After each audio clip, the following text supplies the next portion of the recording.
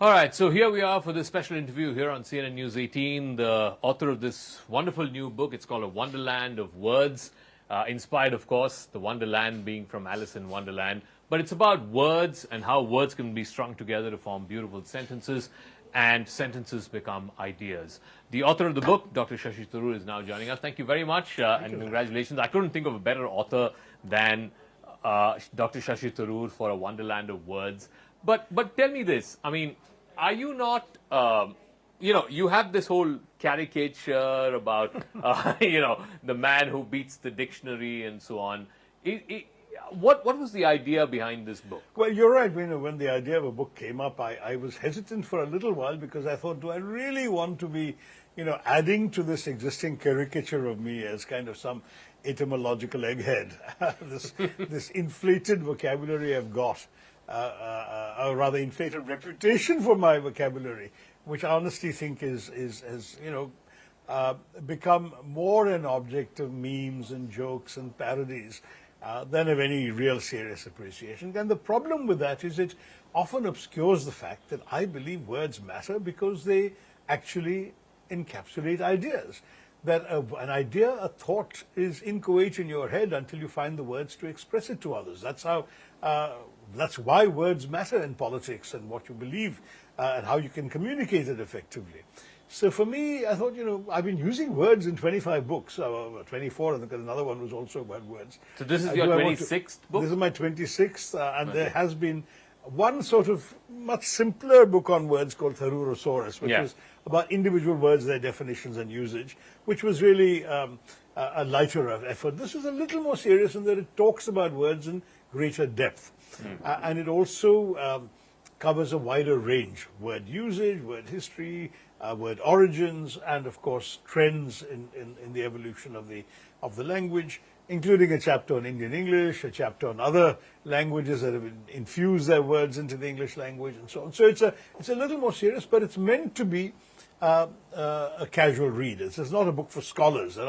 I didn't intend there to be any footnotes, and my publishers, with their tireless efforts, have actually got notes at the end. But by and large, it's not a book for scholars. It's a book for people who either love language or want to know more about words or are still learning. You do mention in this book about your father and how he was this inspiration for you to sort of develop a love for language and love for words, and how you used to play Scrabble with him. And if you were around now, this whole thing about Wordle in the New York Times and how that would be a big thing in your family. Why is it that in this day and age, families are not as sort of enamored by words, and this whole thing about Scrabble or Wordle is not taking over in the way that it would have in the 60s and 70s and so on? Partially because there are so many other distractions, right? I mean, for example, when I was a kid and I had asthma, so I couldn't go out and play with my friends, and I was confined to bed and I couldn't even sleep because I was struggling to breathe.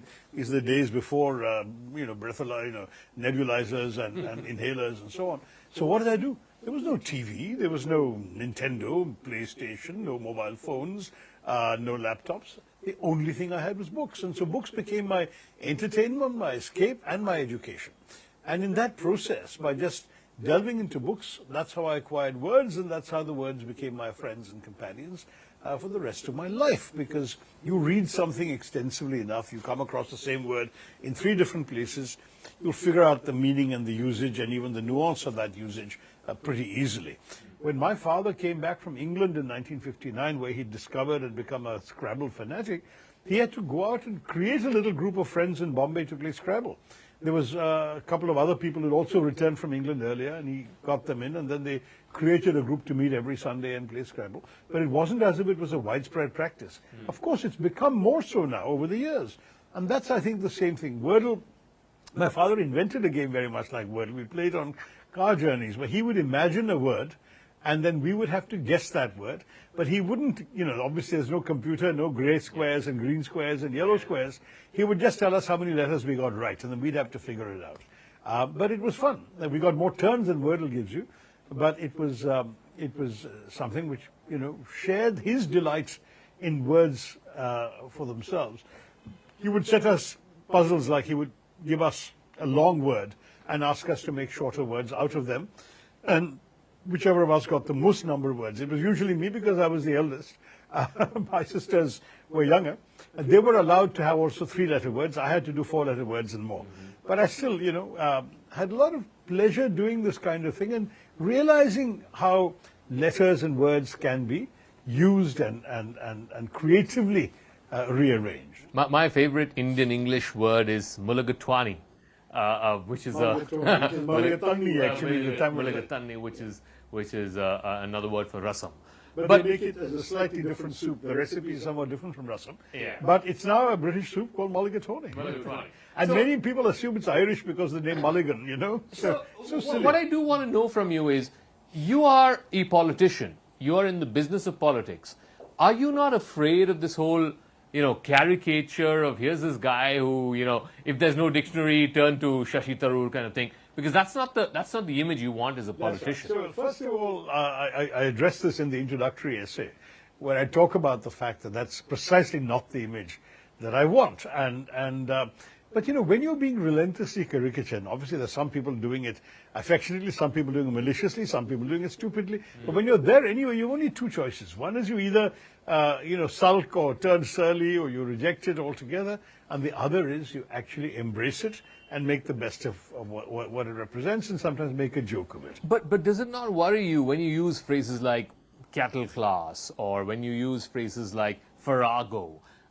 People are looking at you as this elitist, cut off from, the real world kind of thing. Does that not worry you? Well, cattle class was a disaster, largely because I was asked the question by a BJP-inclined journalist on Twitter. Mr. Minister, this is when the austerity drive was proclaimed by the Congress government, Mr. Minister, will you travel cattle class? And I thought that just as he was using the phrase, it's a phrase everyone knows the meaning of, because I had spent the preceding 29, 30 years in America, where the word was very commonly used, not to demean the passengers, but to demean the airlines for herding us all in like cattle. So I said, yes, I'll travel in cattle class out of solidarity with all our holy cows, which was a typical kind of Stephanian Delhi University kind of pun. I didn't take it seriously. I then traveled off on a very long flight to Liberia, no internet on planes in those days, and it was almost 24 hours later that I had landed in Monrovia, and heard that the dung had hit the fan, as it were. So this is a challenge, because obviously you're in a multilingual polity. People are going to translate these expressions literally because they don't understand the usage of them. Meant that I had to be 10 times more careful than perhaps others felt the need to be, because people were looking out for things I was saying in order to make nasty stories out of them. And so I stopped using words like interlocutor and cattle class, and stopped trying even to be very funny very often, because humor doesn't always translate very well in a multilingual polity. So yeah, I mean, I've fallen into a few traps, Zaka, you're right. But I think I'll challenge you to find a word being politically misused, or a word being misused in a way that's done me political damage in the last 7, 8 years at least, if not 10. Okay. Let me now come to some... In other words, I've learned my lesson. Fair enough. Let me come to some contemporary issues. And I want to talk about an issue that's sort of raging through your home state, the film industry in your home state, about this whole MeToo wave.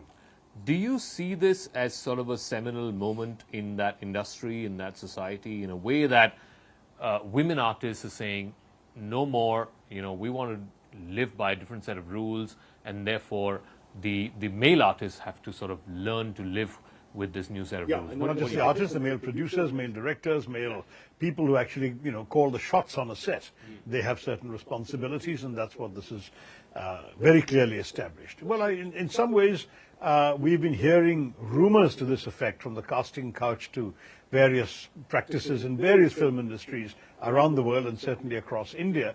But at least one can say that it's the women of Kerala who had the courage to demand an inquiry. I'm actually slightly disappointed very disappointed by the state government sitting on the report which was submitted to them in 2019 by the all-women committee that wrote the report, the Justice Hema and 2 other senior women who had studied this and who had done a very thorough job. And when they did release it, they redacted 69 names to protect identities, which means the identities of both the accuser and the accused. But that's really something which I'm glad that I gather a court has taken note of and directed the police to fire suo motu FIRs where there is a report of a cognizable offence. I mean, I was shocked when a minister tried to excuse this by saying, well, the women didn't complain to the government. I'm sorry, they complained to a committee appointed by the government. And therefore, that committee should have been taken seriously. And I'm sorry that 5 years were lost in the process. The state government did not do the right thing. How do you speak to the fears that, look, this whole thing, the news cycle is on this story now, people are talking about this story, the channels are covering the story, but in 15 days' time or a month's time, they will move on to something else, and then it'll be back to business as usual. How do you speak to those fears? I do worry about that because, let's face it, Nirbhaya happened in 2012. Eventually, despite the outrage, the candlelight protests, the dharnas, everything else, what happened? Yes, a law was passed. Has it been properly implemented? And what kind of deterrent effect did it have? And all the subsequent rapes and assaults that we've seen, culminating now in another expression of societal outrage in Kolkata. Yeah. I mean, the fact is we are in a situation now where we have to do some much more fundamental root and branch inquiry into ourselves as a society, into the practices. I have been urging for some time now, even going back to when I was a minister in the government, that we need to bring in gender sensitivity training for our boys at a very young age. Start them when they're 6 years old and telling them to understand the importance of respecting women. Try and make sure that at every stage we have institutional arrangements that protect women's interests. So whether it's in a film set, having separate toilets for women, which don't exist apparently, right down to in a hospital having women's rest areas so that this rogue could not have come in and attacked this lady because she was resting in a seminar room. There was no other place at the end of a 36-hour shift for her to lie down. I mean, you have to create common sense institutional arrangements to protect women in the kinds of situations which they have every right to be in. I mean, we have to stop this patriarchal nonsense of why was she there at this hour or why was she on that street. Of course, we need to have better conditions on the streets. We need to have better street lighting everywhere in India. We need to have better police patrolling. We need to put more resources into all of this because our women have the right to pursue their lives and their dreams while feeling safe. This is a basic human right and we should certainly fight for it. I'll come to that Kolkata example in just 1 second, but my final question on what's been happening with this Malayalam film industry. One of the persons who's been accused of these grave sexual assaults is an actor named Mukesh. He's also a public representative. He's an MLA. And there's a lot of pressure saying he should step down as a public representative because he will impede a free and fair investigation. Where do you stand on that? Well, look, I think those who had positions in AMMA, the Association of the Malayalam Film Industry, and who were implicated definitely had to resign, and they have done so. The secretary was named in a couple of the charges. But also, I think others who may not have been named or blamed have to take moral responsibility because they presided over an iniquitous system. That's one thing. When an individual who did not have a position of authority in the system has been charged, he has every right to defend himself if he doesn't admit the truth and face an inquiry or a court case or whatever. So I think there is, I mean, I understand many in my own party have also called for his resignation, and there is, a public thing there. But if he claims that he is innocent and that a court trial will prove him innocent, he probably, has the right to stand up and try and clear his name. But the process should start, and of course people should, and the police and others should look into the details of this. We've gone past the days when, women who had the courage to come up with allegations were just dismissed as, oh, he said, she's saying one thing, he said anything else, what's the proof? Because there is a context, and the context in this report is a pervasive atmosphere of abuse. And if an individual, for example, has had complaints given to the committee about repeated instances of behavior by several different victims, then I think you are looking at a different pattern. You can't just discount everything as hearsay. I do want to talk about Kolkata and the unfortunate thing that happened with the young doctor there. Not unfortunate, tragic, criminal. Very, very tragic. Of course, criminal. The BJP is saying the reason why the India Alliance, the Congress Party and all partners of the India Alliance are not sort of vehemently talking about this is because it's happened in an opposition-ruled state. Had it happened in Maharashtra, Madhya Pradesh or any of the BJP-ruled states, the India Alliance would have been all over that story. How do you sort of speak to those allegations? Yeah, unfortunately, the politicization of all these issues is a real problem. I mean, why is the CPM defending a particular MLA? If what he did is true, it's reprehensible. Similarly, why is the BJP silent on every... I mean, you sadly open any day's newspaper, Zaka, there are assaults, rapes and violence that may not have ignited the public imagination the way the tragedy of this doctor did, but which are happening in BJP-ruled states as well. And the BJP is silent on those. So sadly, there is a tendency to always either defend yourself politically or attack the other side politically. That's the nature of our politics. But you all in the media have to speak in the larger public interest. Your accountability is to society, not to any government, whether central or state. Your accountability is to the people of this country who deserve to live in a better India. I do want to ask you, because we spoke about Kolkata and it's been in the news in the last four weeks or so, what's happened in Bangladesh? And because you're a scholar of foreign policy, the fact that a leader who was there for 15 years suddenly in the space of a few days is ousted, there's a students' protest, she's now seeking asylum, she's here in India. Are you worried about, the Hindus getting killed in Bangladesh and whether or not the Indian government and the Indian state will have some kind of leverage there in Bangladesh? How do you see what's been playing out there? So all those issues, and there's more in this very complex situation that's arisen. I don't know which one to take first. Certainly there's no question that there were assaults on minorities, and particularly the Hindu minority. We've had the ISKCON temple trashed, we've had Hindu individuals being attacked, and we've had Indian institutions, because of the identification with India, including the Indira Gandhi Cultural Center, completely destroyed, and the famous statue of the Pakistani army surrendering to the Indian generals in '71 also destroyed. So there's been a strongly anti-Indian and anti-Hindu undercurrent in some of the early days of the anarchy that accompanied the departure of Sheikh Hasina. But there have also been stories which we don't report enough of Bangladeshi Muslims protecting Hindu families, Hindu installations, Hindu temples.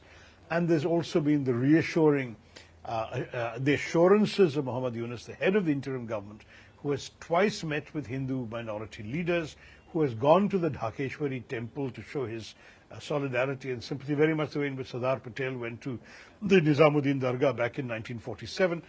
It's a way of showing that you belong here. The government is not going to be hostile to you. Yes, there will be some incidents continuing, but I get the impression from Bangladesh that the situation is much better than has been conveyed in the Indian media, because perhaps our people are naturally quite inflamed about some of the things that have happened, but it's perhaps been disproportionately portrayed negatively in terms of the Hindus, and that the situation is calming down, the police are reasserting control, and that the number of incidents involving Hindus is first of all, is negligible today, but it was never as bad as portrayed earlier. That's the thing. Now, I have gone through the entire gamut, first saying there's some anarchy every time there's a popular revolution, let's not worry about it, to then expressing my own rage and frustration and unhappiness about what I was hearing about what was happening to Muslims and Indian institutions, and then getting a pushback and a feedback from many voices in Bangladesh, telling me, not just on social media, but even messaging me or calling me, to tell me that things are not as bad as my last set of remarks implied, and I have now come to a midpoint on this. So that's on the first issue you raised. On the question of Hasina, Sheikh Hasina coming to India, I think we absolutely had to do that. We had no choice to begin with, number one, because she has been a loyal friend of India and taken great risks for India. You remember, before her, we had militants from northeastern states conducting attacks in India and then seeking refuge in Bangladesh with the connivance of the authorities. We had the ISI running rampant. We had some extremist Islamist fundamentalist groups that were acting against our interests. When Hasina came to power, she cracked down on them. She even handed over some of these militants to us who are now in our custody. Yes. If you don't show gratitude for this kind of support, why will anyone help you in future? So India had absolutely the obligation to show that if a friend is in need, we are there for that friend. That is something that matters to us as human beings. It should matter to us as governments. So on that, I have no problem. Yes, it would complicate matters a little bit if she stayed indefinitely, because obviously Bangladesh would see us as harboring somebody who is hostile to them. But it all depends on how Hasina conducts herself, because we know that, for example, the Dalai Lama has been a refugee in India for 55 years. And in those 55 years, we've said to him, you're a spiritual leader, we welcome you here, but you can't conduct political activity. Now, the Chinese may have a different view on all this, but I believe India has by and large, stuck to that. We revere the Dalai Lama, but we're not encouraging him to make statements of a purely political nature against the Chinese. So we could say to Sheikh Hasina, you're welcome in our country, but please don't make statements against the Bangladeshi government, because that puts us in an awkward position. For that reason, she may herself want to move on. But if she does want to move on, that's really her choice. You can't call a guest to your house and say, how soon are you going? I mean, that simply doesn't work, and I think we have to show her that much of respect. She deserves it, and we owe it to her. All right. My last couple of questions.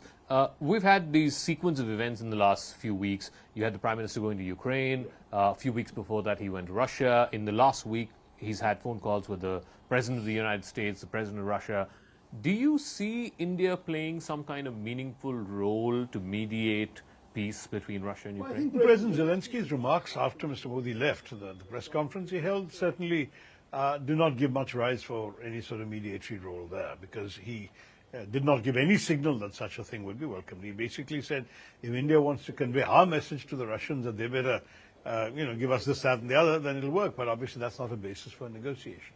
In my UN days, we learned very hard, the hard way, that peace can only come about when there is when the situation is ripe for it. By which I mean the parties have to be ready to see peace as being more in their advantage than a continuation of war.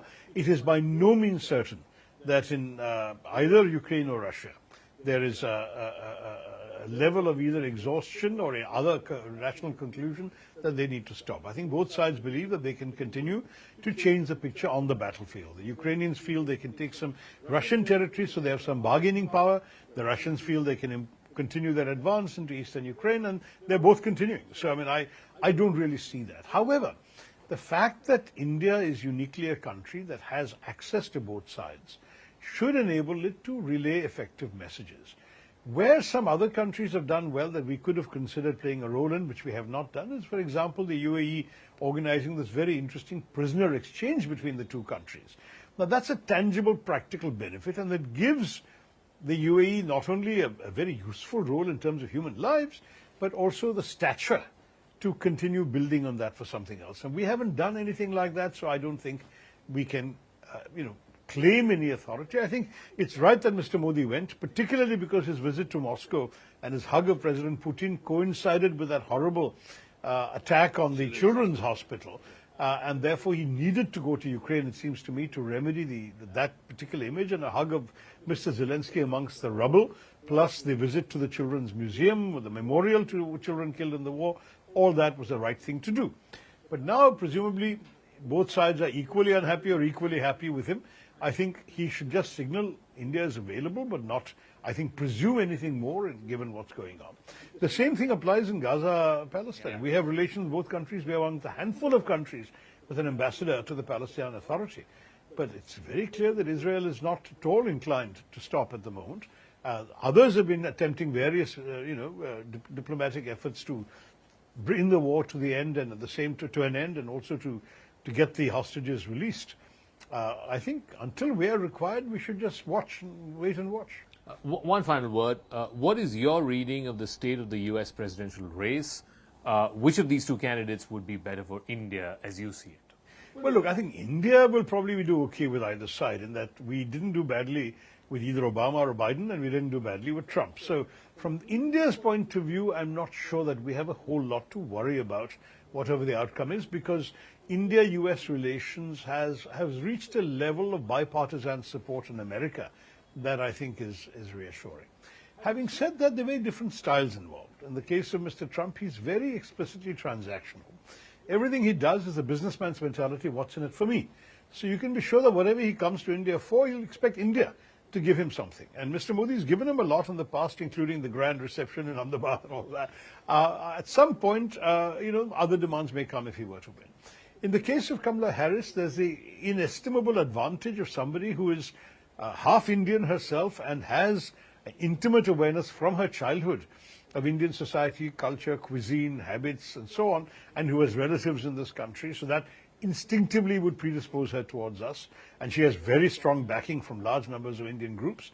But at the same time, she is not likely to show much sympathy for some of the policies of the present government when it comes to shall we say, intolerance of opposition or human rights issues or whatever, because even in the American political space, she's tended to identify with those sections of the Indian American community who have been critical of Mr. Modi, people like Pramila Jayapal, the congresswoman, and others. So there are Indian American political leaders who are happy with whoever is ruling in India and will always be friendly. And there are others who want India to be India and flourish and succeed, but they want it to be more liberal democratic, more human rights oriented, more open, and they will be critical of tendencies in the other direction. So you take your pick. My pick is pretty clear, but this is not the place to talk about. All right. Thank you very much, Dr. Tharoor, and congratulations once again on this wonderful new book. Wonderland, I presume, is from Alice in Wonderland, right? Wonderland of words around the world in 101 essays. Thank you very much for tuning in to this special broadcast.